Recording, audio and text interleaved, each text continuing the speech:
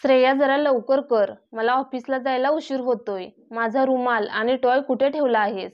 मिहीर कपाटात शोधताना म्हणाला. अरे तिथेच आहे, बघ कपाटात. लेफ्ट साईडला नीट बघ जरा. श्रेया टिफिन भरत होती. बरं बरं, चल लवकर. तू पण काल ठरलंय ना आपलं? मिहीर शूज घालताना म्हणाला. हो बाबा, चल. ही बघ, झालीच माझी तयारी. श्रेयाने टेबलावरच्या किल्ल्या घेतल्या. घरात सगळं बंद केलं याची खात्री केली व कुलूप लावले. मिहीरने तोपर्यंत पार्किंगमधून गाडी बाहेर काढली व श्रेयाच्या डोळ्यावर पट्टी बांधत म्हणाला. आज तू खूप खुश होणार आहेस. एवढ्या वर्षांचं आपलं स्वप्न आज पूर्ण होणार आहे. हो, बघूया आज काय देतोय सरप्राईज, ती आतुरतेने म्हणाली. मिहीरने तिचा हात पकडून तिला गाडीत बसवले. तिच्या डोळ्यांसमोरून हात फिरवून पट्टी घट्ट बांधल्याची खात्री केली व गाडी सुरू केली. मिहीर, मला नेमकं सांगशील तरी कुठे घेऊन जातोयस ते? तिची उत्सुकता पराकोटीला पोहोचली. तिथे पोहोचलो की समजेलच तुला. फक्त अर्धा तास वाट बघ, मिहीर समोर बघत बोलला. श्रेयाला काहीच कल्पना नव्हती की पुढच्या अर्ध्या तासात काय होणार आहे ते. कारण याआधीही खूप वेळा मिहीरने तिला असे सरप्राईजचे सुखद धक्के दिले होते. त्यामुळे तिला थोडीशी कल्पना आली होती की मिहीर मला लंचला नाहीतर एखादी ज्वेलरी घेण्यासाठी घेऊन जात असेल. तिला गाडीचा हळूहळू ब्रेक दाबण्याचा आवाज आला. मिहीर गाडीतून उतरला. दुसऱ्या बाजूस येऊन दरवाजा उघडला. गाडीतून उतरवण्यासाठी त्याने तिचा हात पकडला.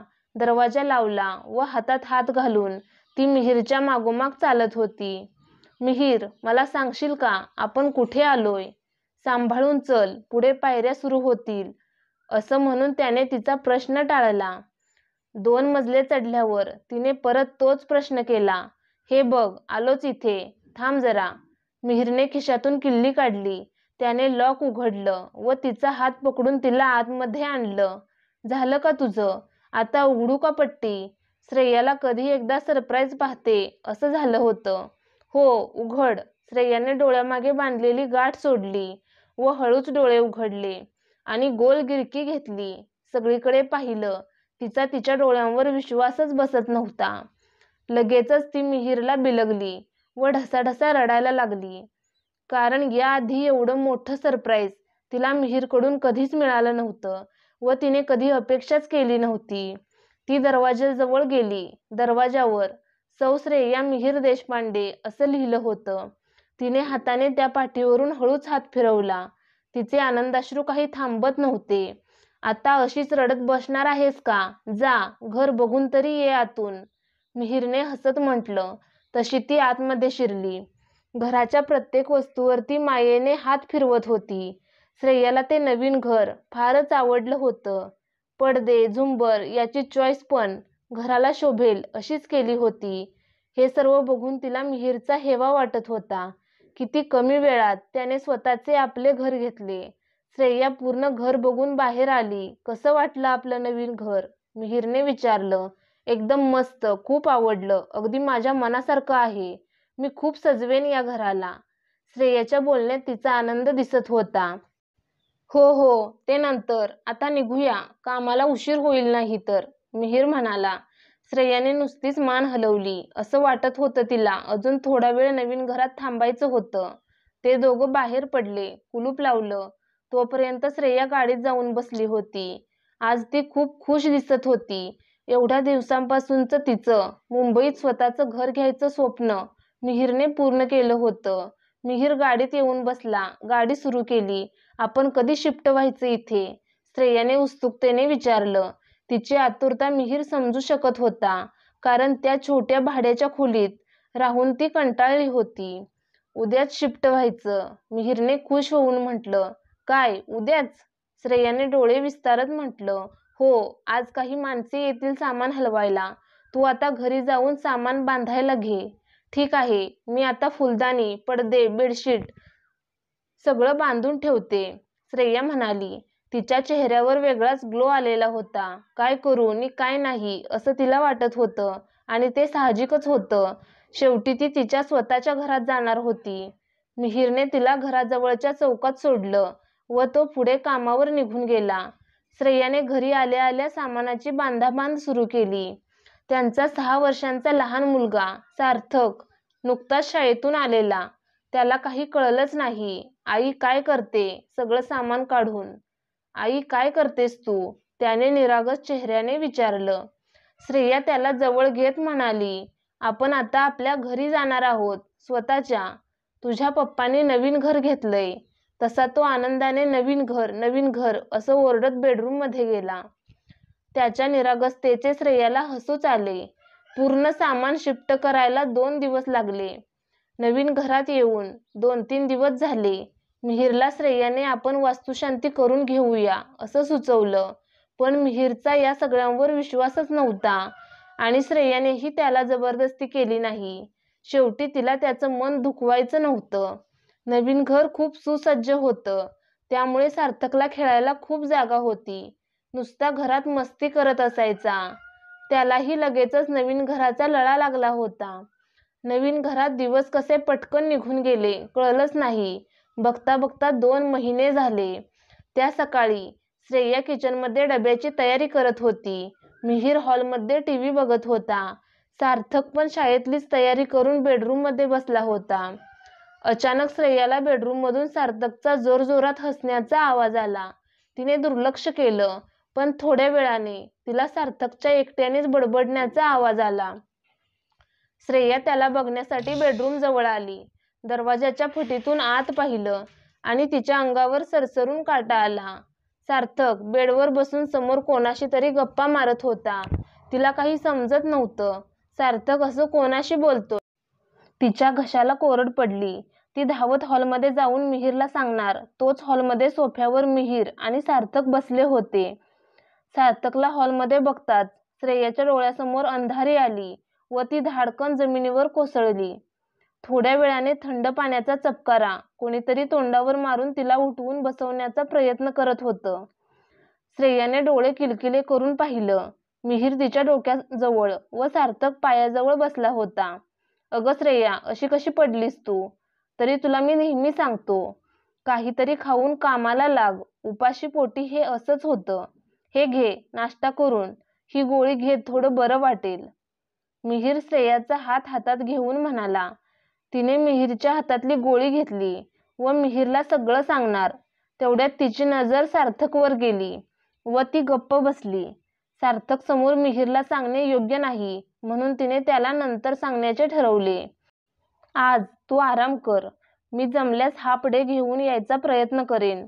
सार्थकला आज घरीच राहू दे. तुझ्यासोबत. मिहिर तिला धीर देत म्हणाला. चल, मी निघतो. सार्थक, आज तू मम्मीकडे लक्ष ठेव. तिला काय हवं काय नको ते बघ. मी आल्यावर आपण खूप मज्जा करूया. मिहिरने सार्थकला कुशीत घेतलं. ठीक आहे पप्पा, मी आज मम्मीची काळजी घेईन, सार्थक बोबड्या बोलत म्हणाला. हे ऐकून श्रेयाच्या पोटात गोळा आला. तिच्या डोक्यात सकाळचा विचार चालू होता.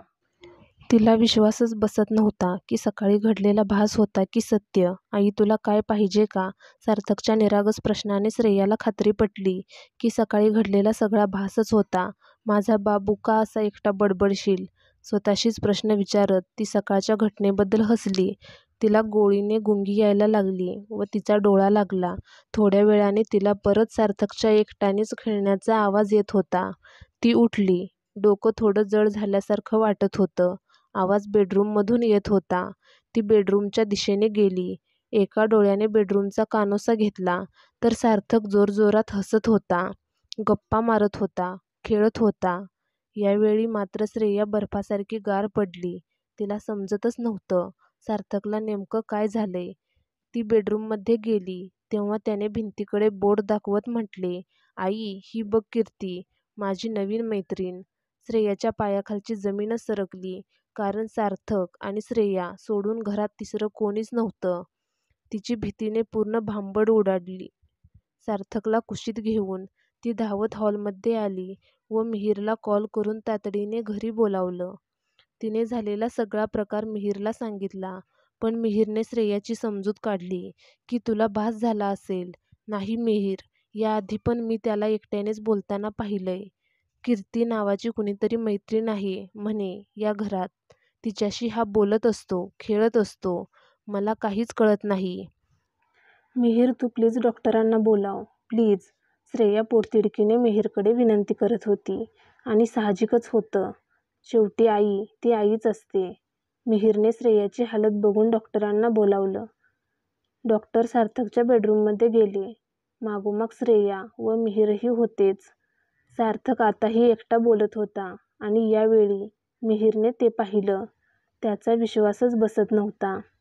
डॉक्टर सार्थकला मल्टिपल पर्सनॅलिटी डिसऑर्डर यासारखं तर काही नाही ना?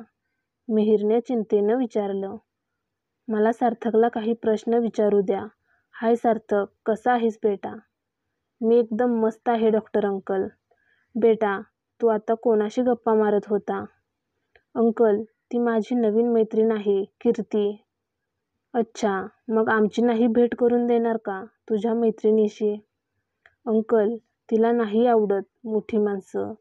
ती फक्त माझ्याशी बोलते. सार्थक हसून म्हणाला. ओके, मग केवढी आहे तुझी मैत्रीण? काय वय काय तिचं? ती खूप मोठी आहे माझ्यापेक्षा. मी 2रीत आहे आणि ती 12वीत आहे. अच्छा, एवढी मोठी मैत्रीण? वा, मस्तच आहे मग. एवढे बोलून डॉक्टर बेडरूममधून बाहेर निघाले व हॉलमध्ये सोफ्यावर बसले. त्यांच्या पाठोपाठ दोघेही येऊन डॉक्टरजवळ बसले. काय झाले सार्थकला डॉक्टर? तो असा का करतोय?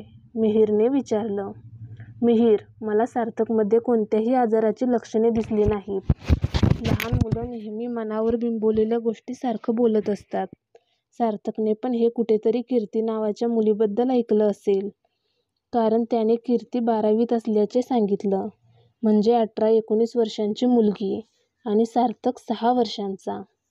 तो एकदम ठीक आहे, काहीच काळजी करू नका. हे ऐकताच मिहीरने श्रेयाच्या खांद्यावर हात ठेवत तिला धीर दिला. डॉक्टरांनी झोपेसाठी काही गोळ्या लिहून दिल्या. त्याप्रमाणे श्रेयाने सार्थकला गोळी दिली. गुंगीने सार्थक झोपी गेला. 6 ते 8 दिवस झाले. सार्थक एकटा बडबडत नव्हता की खेळत नव्हता. त्याच्यामध्ये झालेला बदल बघून मग श्रेयाला फार बरं वाटत होतं. एक दिवस श्रेया सोफ्यावर पडली असताना सार्थक तिच्या कुशीत आला. त्याचं शरीर बर्फासारखं थंड होतं. आई, मरण म्हणजे काय गं? 6 वर्षांचा मुलगा आपल्या आईला श्रेयाला मरणाबद्दल का विचारतोय तिला काहीच कळलं नाही. मरण म्हणजे माणूस कायमचं हे जग सोडून देवाघरी जातात, त्याला मरण म्हणतात. पण तू का विचारतोयस हे सगळं? श्रेया घाबरत म्हणाली. अजून तुला खूप मोठं व्हायचंय, खूप शिकायचंय. कारण कीर्ती म्हणाली की ती माझ्या बेडरूममध्ये 2 वर्ष आधीच फास लावून मेली होती. सार्थक थंडपणे म्हणाला. हे ऐकून श्रेयाच्या अंगावरून सर्रकन काटा आला. तिची दातखिळीच बसली. डॉक्टर अंकलच्या गोळ्यामुळे मला खूप झोप येते. तिच्याशी बोलायला मिळतच नाही. म्हणून काल ती मला तिच्यासोबत घेऊन गेली. तेवढ्यात त्याने शर्टाची कॉलर थोडी बाजूला केली. श्रेयाने सार्थकच्या मानेवर पाहिलं. दोरखंडाचे लालसर काळे व्रण मानेवर उमटले होते. ते पाहून तिच्या पायाखालची जमीन सरकली. इतक्यात अचानक मोबाईलचा अलार्म वाजला आणि तिला जाग आली. हे सगळं एक भयंकर स्वप्न होतं. ती खूप घाबरली होती. भीतीने तिचं संपूर्ण शरीर घामाघूम झालं होतं. तिने पाहिलं तर सार्थक तिच्या बाजूलाच झोपलेला होता. तिने सार्थकच्या डोक्यावरून हात फिरवत सुटकेचा निश्वास सोडला. मित्रांनो, कशी वाटली कथा मला कमेंट करून नक्की कळवा. कथा आवडली असल्यास माझ्या व्हिडिओला लाईक करा, शेअर करा आणि माझ्या चॅनलला सबस्क्राईब करायला विसरू नका. धन्यवाद.